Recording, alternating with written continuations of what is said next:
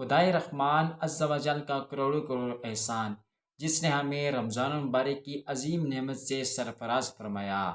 رمضان کے فیضان کے کیا کہنے، اس کی تو ہر گھڑی رحمت بری ہے۔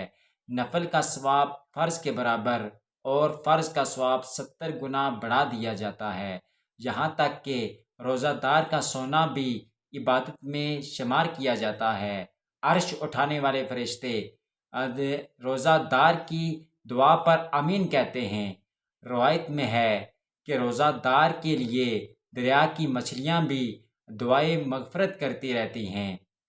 روزہ باطنی عبادت ہے، اور جب تک ہم لوگوں کو اس علم سے روزے کے متعلق نہ بتائیں تو کسی کو یہ علم نہیں ہوتا کہ اس کو روزہ ہے یا نہیں۔ تو اللہ تبارک و تعالی باطنی عبادت کو سب سے زیادہ پسند کرتا ہے۔ رمضان المبارک کی ایک خصوصیات یہ بھی ہے کہ اللہ تبارک و تعالی نے اس ماہ مبارک میں قرآن پاک کی عظیم نعمت سے سرفراز فرمایا۔ اللہ تبارک و تعالی اپنے پاک کلام قرآن مجید والفرقان حمید لا ریب بعیب کتاب کے اندر ارشاد فرماتا ہے، رمضان کا وہ مہینہ جس میں ہم نے قرآن اتارا، لوگوں کے لیے ہدایت اور رہنمائی اور فیصلہ کرنے کی روشن باتیں۔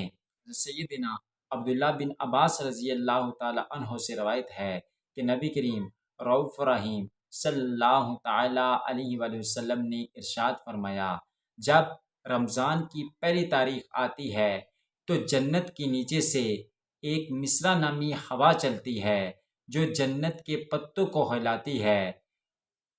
اس ہوا کے چلنے سے ایسی دلکش آواز پیدا ہوتی ہے کہ اس سے بہتر آواز آج تک کسی نے نہ سنی ہوگی۔ اس ہوا کے چلنے سے بڑی بڑی آنکھوں والی حوریں نمودار ہوتی ہیں اور اپنے محل میں کھڑے ہو کر یہ کہتی ہیں کہ ہے کوئی جو ہم کو اللہ تبارک و تعالیٰ سے مانگ لے اور ہمارا نکاح اس سے ہو۔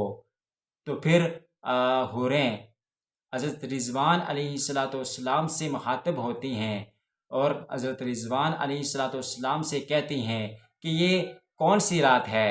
تو حضرت رضوان علیہ السلام نے جواباً لبیک کہتے ہوئے کہا کہ یہ رمضان المبارک کی پہلی تاریخ ہے۔ کہ حضرت رضوان علیہ السلام نے فرمایا کہ یہ رمضان المبارک امت محمدیہ صلی اللہ تعالی علیہ وآلہ وسلم کے روزہ داروں کے لیے ہے۔